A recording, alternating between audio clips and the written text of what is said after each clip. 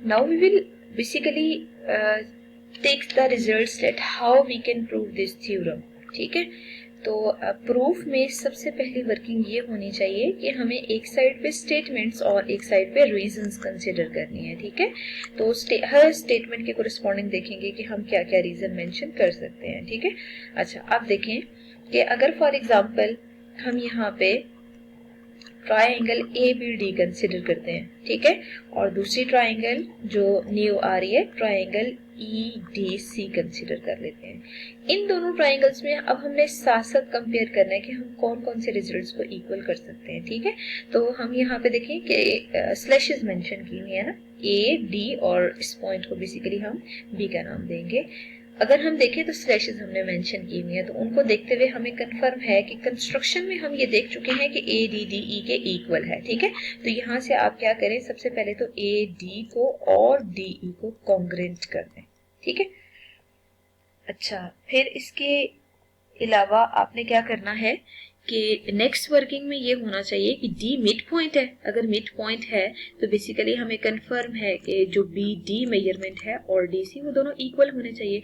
तो यहाँ पे हम लिख देते हैं कि BD और DE इन दोनों को भी इक्वल होना चाहिए. और ये क्यों इक्वल है, क्योंकि हमें स्टेटमेंट में गिवन है, और गिवन क्या है, D is a mid point. ठीक है, D मिड पॉइंट है ना, अगर D मिड पॉइंट होने की वजह से जो मेजरमेंट है इसकी B और C से वो लाजमी इक्वल होने चाहिए. ठीक है, अच्छा अब देखें कि अगर हम एंगल 1 और एंगल 2 इन दोनों पे फोकस करते हैं. देखिए हम डिस्कस कर चुके हैं कि जब क्रॉस शेप हमारे पास एग्जिस्ट करे तो ये जो दोनों ऑपोजिट एंगल्स हैं इन्हें बेसिकली वर्टिकल ऑपोजिट एंगल कहते हैं और ये हमेशा इक्वल होते हैं. ठीक है, अगर इसी रिजल्ट को यूज किया जाए ना तो देखिए AE और BC इन दोनों का पॉइंट ऑफ इंटरसेक्शन D आ रहा है, तो D पॉइंट पे एंगल 1 और एंगल 2 जो आ रहे हैं वो दोनों इक्वल हैं. और इसकी रीजन ये है कि ये दोनों वर्टिकली ऑपोजिट एंगल्स हैं. ठीक है, अच्छा अब देखें कि साइड एंगल पास्टुलेट एग्जिस्ट कर रहा है. क्यों एग्जिस्ट कर रहा है, क्योंकि देखें दो साइड्स और एक एंगल इन दोनों ट्राइंगल्स में इक्वल आ रहे हैं. ठीक है, अगर ये कोरिस्पॉन्डिंग साइड्स और एंगल्स इक्वल आ रहे हैं ना, इसका मतलब ये है कि ये जो दो ट्राइंगल्स आपने स्टार्ट में कंसिडर की थी दे आर कॉन्ग्रेंट. अगर ये दोनों कॉन्ग्रेंट हैं तो इसका मतलब ये है कि इन दोनों ट्राइंगल्स में सब बनने वाली साइड्स और एंगल्स कॉन्ग्रेंट होंगे. तो कंफर्म है कि जो AB मेजरमेंट है वो भी कॉन्ग्रेंट होगी EC के. ठीक है, और इसके रीजन में हम क्या लिखेंगे, basically corresponding sides of congruent triangles. ठीक है, अच्छा अब देखिए AB अगर EC के इक्वल है तो हम क्या करते हैं यहाँ पे इस AB और EC के लिए ना बेसिकली यहाँ पे अगर हम फोकस करते हैं तो AEC हमें एक ट्राइंगल मिल रही है. ठीक है, अगर मतलब यहाँ पे हम ऐसे करते हैं, प्रॉपर कंसीडर कर लेते हैं इसको. अगर हम इस AEC ट्राइंगल को कंसीडर करते हैं ना तो यहाँ से देखिए हमें कंफर्म है कि फॉर AEC हमें आइडिया है कि कोई भी अगर ट्राइंगल हो तो उसमें दो साइड्स का सम तीसरे से ग्रेटर आना चाहिए.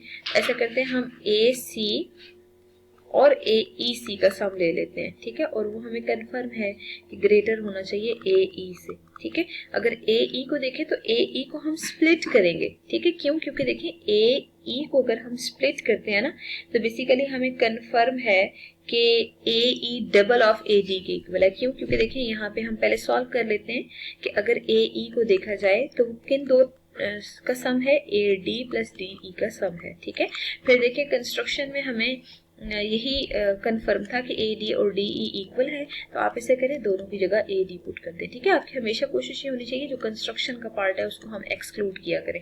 तो कंस्ट्रक्शन में जो पॉइंट है वो E आ रहा है, E पॉइंट को बेशक आप एक्सक्लूड कर दें.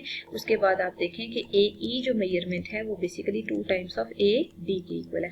तो यहाँ पे ना इसी में रिप्लेस कर दें कि AC प्लस EC जो है वो बेसिकली ग्रेटर है 2 टाइम्स ऑफ मेजरमेंट AD से. ठीक है, अच्छा अब देखें कि आपने प्रूव क्या करना था, AC plus EC is greater than measurement AD.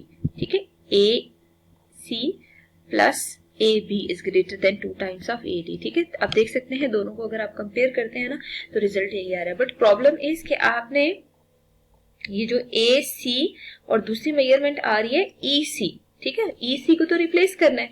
ई सी को अगर आप रिप्लेस करना चाहते हैं तो देखिए हमें यहाँ से आइडिया है कि जो ई सी मेजरमेंट है वो ए बी के इक्वल है। ठीक है, तो लास्ट पे आप एक स्टेप लिख दें कि ए सी प्लस ई सी को रिप्लेस कर दें A B is greater than 2 times of measurement A D. ठीक है, और कंस्ट्रक्शन में आप सामने लिख लीजिएगा as we know that A B is congruent to E C. ठीक है, स्टार्ट में ना ये जो दोनों ट्राइंगल्स थी इनको कोरिस्पॉन्ड करने का पर्पस ही यही था कि ये वाला जो रिजल्ट है ना A B is congruent to E C, इसको हाईलाइट किया जाए। ठीक है, और इस रिजल्ट को बेसिकली आपने आगे यूज किया और इस रिजल्ट को ही आप यहाँ पे यूज करें, मतलब ई सी की जगह ए बी पुट करें। जब आपने ए सी की जगह ए बी, ई सी की जगह जब आपने ए बी पुट किया है तो जो आंसर आ रहा है बेसिकली वो रिजल्ट वही है जो आपने प्रूव करना था। ठीक है, तो बेसिकली हमने इस मेथड से इस थ्योरम को प्रूव किया है।